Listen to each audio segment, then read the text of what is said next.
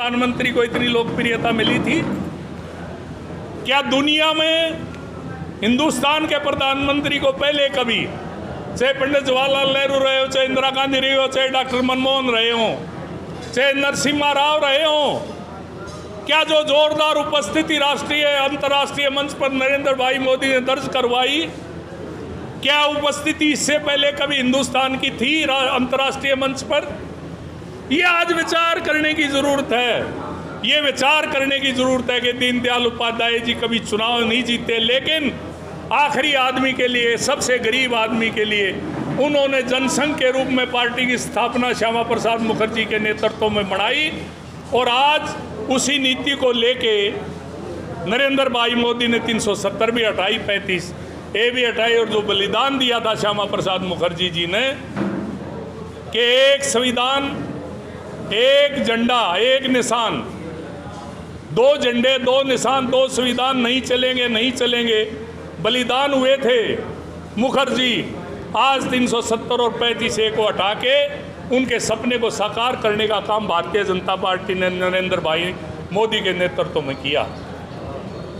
ये दकियानूसी कांग्रेसी, जिनको अपना पेट भरने के अलावा कोई दूसरा काम नहीं, अपना घर भरने के अलावा कोई दूसरा काम नहीं, ये पाकिस्तान चाइना के इशारे पर नरेंद्र भाई मोदी की छवि और चरित्र का हनन करने के अलावा इनके पास कोई दूसरा काम नहीं है।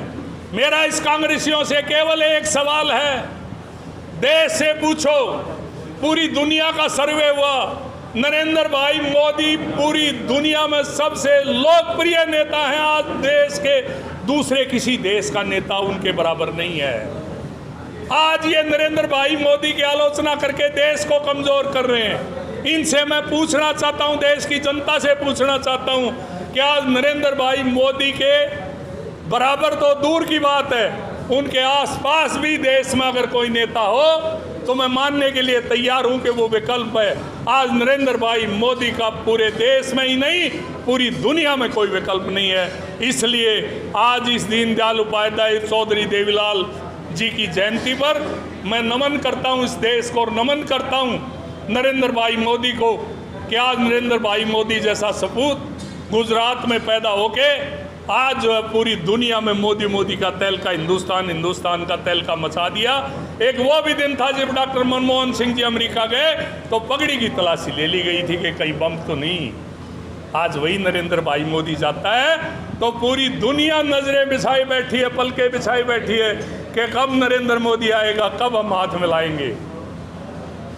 तो आज ये प्रेरणा लेने की जरूरत है। आज इस देश को, राष्ट्र को मजबूत करने की जरूरत है। आज इन महानुभावों के प्रति यही श्रद्धांजलि होगी कि आज राष्ट्र निर्माण में हर व्यक्ति अपना योगदान दे। धन्यवाद।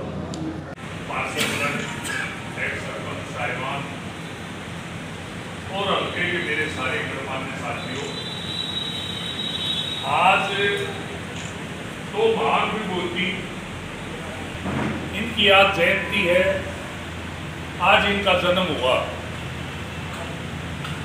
आम आदमी के लिए लड़े और आम आदमी के लिए लड़ते लड़ते इन्होंने इतिहास बनाया,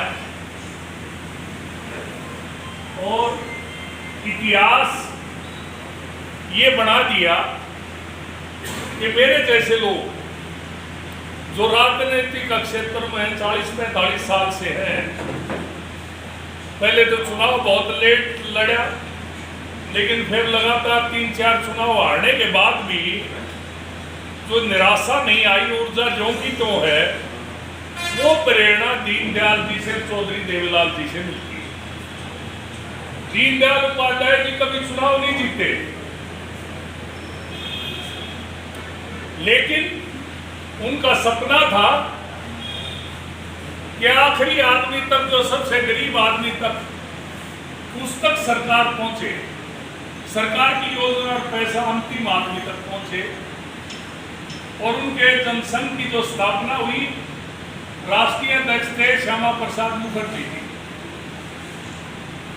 जिन्होंने 1953 में पंडित जवाहरलाल नेहरू की कैबिनेट से कैबिनेट दीनदयाल उपाध्याय जी का जो विचार था उसको लेके पूरे देश में गए और अंत में जम्मू कश्मीर में आंदोलन करते हुए कि एक देश दो संविधान दो झंडे नहीं चलेंगे ये प्रदर्शन करते हुए मारे गए।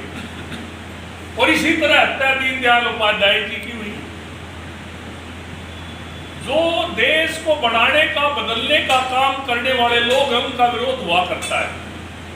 जो निजी स्वार्थ के लिए सामाजिक और राजनीतिक काम करने वाले लोग हैं उनको समाज के लिए निस्वार्थ काम करने वाले अच्छे लगते हैं। जी ने जो बलिदान